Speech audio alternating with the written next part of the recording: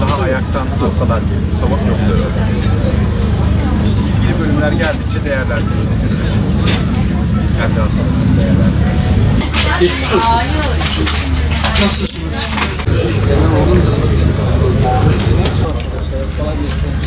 Merhaba, Allah kolaylık versin. Nasılsınız?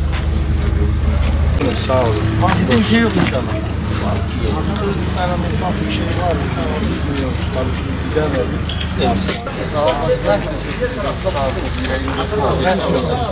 Güzel bir konteyner verdi ama içinde hani en büyük sıkıntı temizlik. Evet. Onun bir temizlik olayı sıkıntımız var.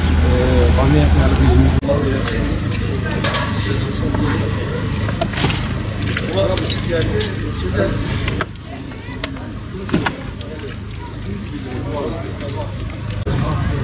Yani çürümüş, etkisi, kokar, damla,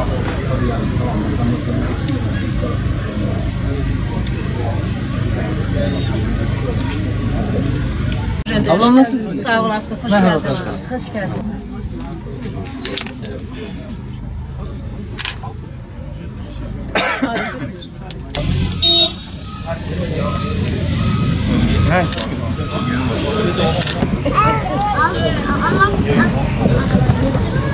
Senin adın ne? Gülsüm. Yeni arkadaş edindin bunların arasında. Daha önce arkadaşlarımla tanımadığın. Hepsi sizin mahallenin çocukları. Bunlar değil ama. Merhaba, geçmiş olsun. Nasılsın? İyisiniz inşallah. Çok geçmiş olsun. İnşallah hala da kayıp gördüğünüz yok. Özel bir isteğim olacak ve bu mahkumların durumu ne olacak? Ben af istiyorum. Yani bununla ilgili bir çalışması var mı? Şimdi cezaevleri zarar gördü, eşlerimiz içeride ve bu... Kaç yıldır işin? 12 senedir. Bana bu şeyle ilgili şu anda evet kamunun gündemine yavaş yavaş geliyor ama şu anda hükümetin gündeminde bir şey görünmüyor.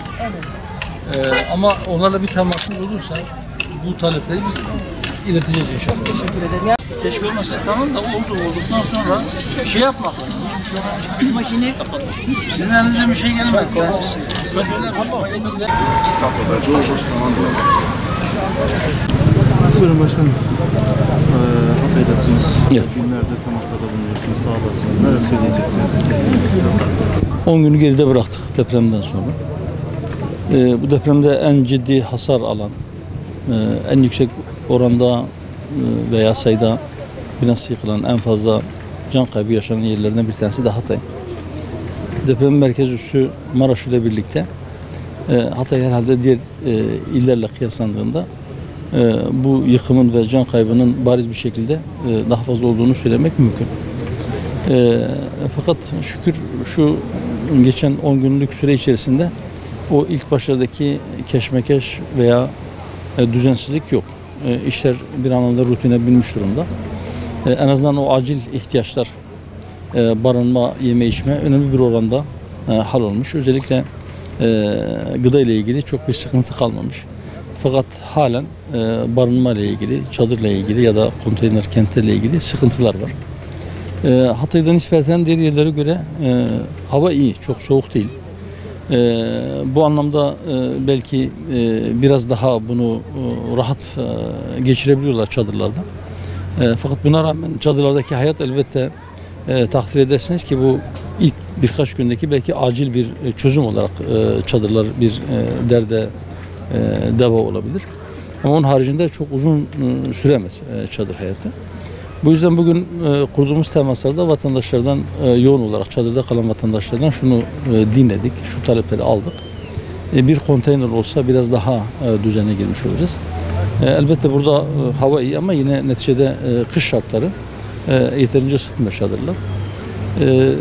Bir de çadırlarda vatandaşların banyo yapma ya da işte tuvaletle ilgili talepleri, sıkıntıları, ihtiyaçları var. Bunun haricinde yani bu hükümetin söylediği gibi çok kısa bir sürede tekrar inşaatlara başlanması ve bir an önce hayatın normale dönmesi için yoğun bir çaba sarf etmek gerekiyor. Yıkım çok büyük çünkü. Hatay'da diğer yerlerde olmayan sorunlardan bir tanesi belki şu. Biliyorsunuz burada Rönesans diye bir site var Antakya merkezde. Oradaki yıkımdan sonra bir de üstüne yangın olunca bazı cesetler maalesef yanmış. Şimdi orada bazı vatandaşlar dediler ki bizim burada akrabalarımız var bu binada. Bu binanın altında olduklarını biliyoruz. Fakat onlardan geri hiçbir şey çıkmadı. Hatta bir kadıncağız önümüzü kesti. Dedi ki benim çocuğum var burada, 3 tane de torunum var.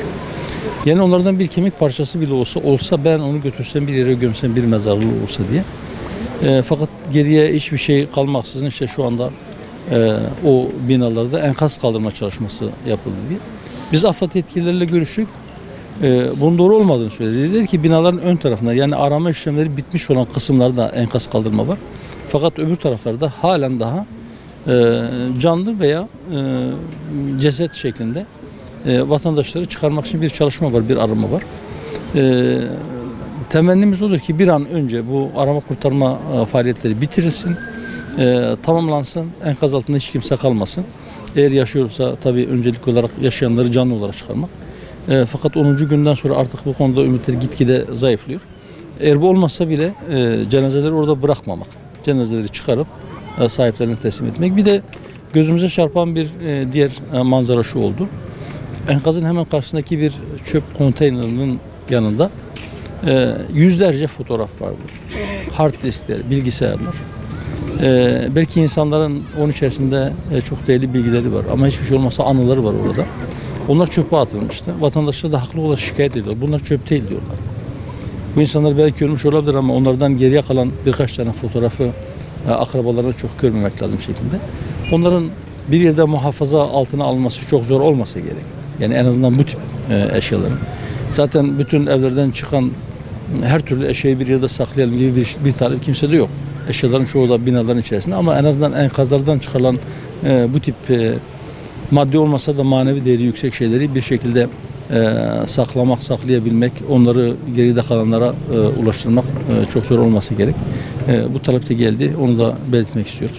Banyo ve tuvaletle ilgili halen talepler var. Evet, seyyar tuvaletler yer yer kurulmaya başlandı ama bunların sayılarını biraz daha arttırmak lazım. Bir diğer husus burada Hatay'da gözümüze çarpan Adıyaman'daki, Maraş'taki gibi çöp dağları oluşmamış. Çok yoğun çöp birikmeleri yok. Bu iyi tarafı. Tekrar geçmiş olsun. Ben bu depremde hayatını kaybeden bütün kardeşlerimize Allah'tan rahmet diliyorum bir kez daha. Geride kalanlara sabır diliyorum. Allah onlara hayırlı ömürler versin. Hepimize geçmiş olsun ve milletçe başımız sağ olsun. Evet biz kendimiz bir koordinasyon merkezi kurduk. Gayemiz şu. İlk günlerde belki memleketin dört bir tarafından yardımlar yağdı ama bunlar yer yer düzensiz oldu. Bazen ihtiyaçtan çok fazla malzeme geldi veya gıda maddesi geldi. Ama bazı kalemlerde de belki yeterince yardım gelmedi. Biz istedik ki bu yardımların miktarı ile ilgili ve zamana yayılması ile ilgili biraz daha düzenli çalışabilelim. Arkadaşlarımız herhangi bir yere gittiğinde, onlara yardım eli uzattığında onların ihtiyacı neyse onları götürebilsin. O nedenle biz depremin vurduğu 10 vilayette ve diğer illerde de, çünkü buradan da depremzedeler başka bazı yerlere gidiyor. Gittikleri yerlerde de bazı ihtiyaçları olabiliyor. Bir sıkıntıları, bir ihtiyaçları olduğunda müracaat edebilecekleri telefon numaraları biz belirledik. Arkadaşlarımız o telefonların başında dinleyecekler. Ne tür sıkıntı var, nasıl istek var, nasıl talepler var, nelere ihtiyaç var. Onları daha iyi bir şekilde organize edip yardım götürülen bir yerde ihtiyaç duyulan şey neyse ve tam noktasının tam yerine gitsin diye böyle bir çabamız oldu. Şimdi eğer bu talep edilen şeyler bizim imkanlarımız dahilindeyse inşallah biz kendimiz karşılayacağız onları. Arkadaşlarımız onu karşılayacaklar, götürecekler. Ama bizim imkanlarımızı aşan ya da belki devlet eliyle yapılması gereken şeyleri de biz ilgili makamlara iletme ve o konulara eğilmelerini sağlama konusunda bize düşen o aracılık görevi ya da belki vatandaşın sesi olma, onların sözcüsü olma pozisyonunu alacağız inşallah. Ve o bizden tarafta bulunan kardeşlerimize de geri dönüş de sağlayacağız. Yani o sorunla ilgili ne yaptığımızı, onu halledip edemediğimizi inşallah söyleyeceğiz.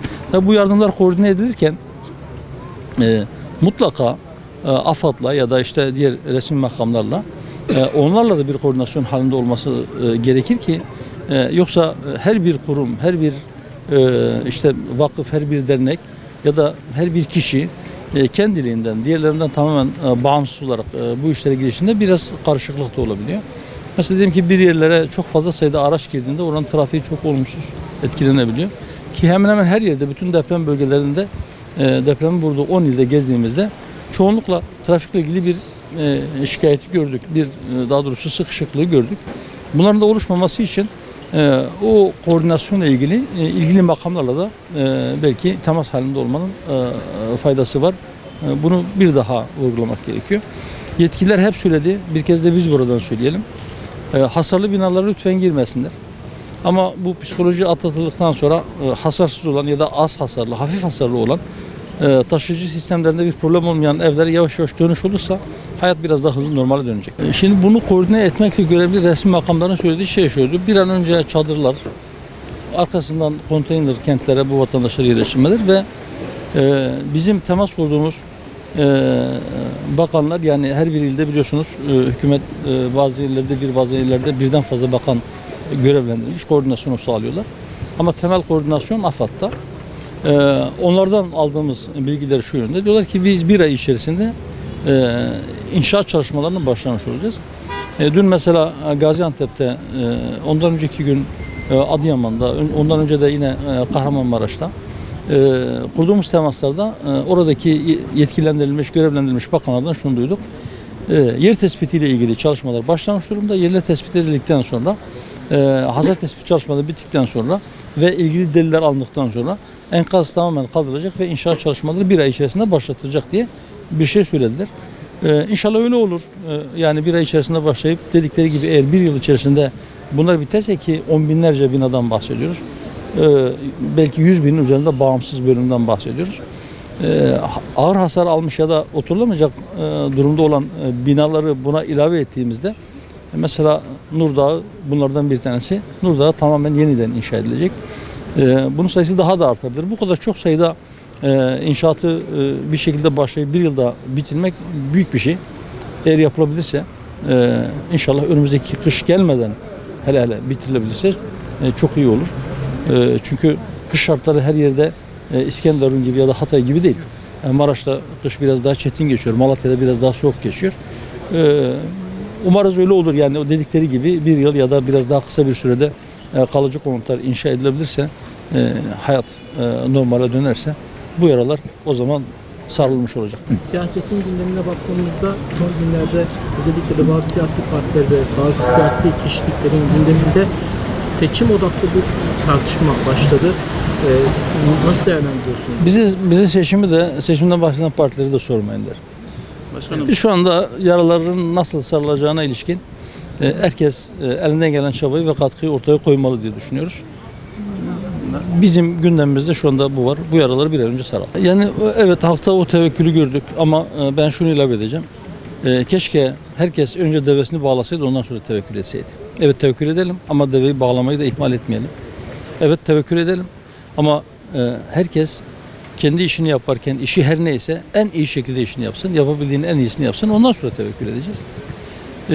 Birileri halkın bu tevekkülünü şu tarafa doğru çekmeye çalıştı. Sanki halkın inancı ve tevekkülü tamamen tedbirsiz davranmanın tabii bir sebebiymiş gibi, bu tedbirsizlik tamamen onun üzerine bina edilmiş gibi bir algı oluşturmaya çalıştılar. Ben şuna inanıyorum. Bir kişide eğer ahiret bilinci varsa, bir kişide eğer ahiret inancı varsa, bir kişi eğer Allah'a hesap verme bilinciyle yaşıyorsa o yaptığı işi sağlam yapar. Eğer yaptığı işi sağlam yapmazsa bu en büyük kul hakkıdır. Eğer demirden ya da çimentodan ya da başka bir şeyden teknik olarak biraz daha az masraf olsun diye, biraz daha ucuza mal etsin diye teknik şartlarını yerine getirmeden birisi bir bina yapıyorsa ve bununla can kaybı meydana geliyorsa, neticede bir sarsıntıda yıkılıp altında onlarca insan can veriyorsa bu cinayettir. Ve bizim inancımız bize şunu söylüyor. Bir tek kişiyi haksız yere öldürmek bütün insanlığı öldürmek gibidir. İnançlı bir insan bunu yapamaz. Eğer yapıyorsa onun inancıyla ilgili bir sorunu vardır. İnancında bir zayıflık vardır. Ama birileri sanki çürük bina yapmak inançlı olmanın doğal bir sonucuymuş gibi gösterip bununla inancımızı, kitabımızı, Kur'an-ı Kerim'i ya da İslam inancını lekelemeye çalışıyor. Ben onlara buradan diyorum, sizin çabanız beyhudedir. Siz güneşi balçıkla sıvayamazsınız. Sizin içiniz kapkara olmuş, siz dünyayı karanlık görüyorsunuz. Ya da bu zihni aydınlık olan, gönlü aydınlık olan, gönlü nurla dolmuş olan insanları karanlık bir zihniyetin mensubuymuş gibi göstermeye çalışıyorsunuz. Karanlık sizin zihninizdedir, sizin kalbinizdedir, sizin gözlerinizdedir. Ve emin olun, tekbirle uğraşanlar da aynı kişilerdir. Evet, tekbir birilerini rahatsız eder. Ama tekbir dar zamanında da, acılı zamanında da, sevinçli zamanında da Müslümana sürur verir. Ona güç verir, ona cesaret verir, ona dayanma gücü verir. Birileri bundan rahatsız oluyorsa sorun kendisindedir. Sorun kendi bakış açısındadır, kendi düşüncesindedir. Rahatsız oluyorlarsa olsunlar, rahatsız olsunlar diye ben de buradan diyorum. Allahu Ekber. Rahatsız olsunlar. Evet. Çok sağ olun. Allah'a emanet olun.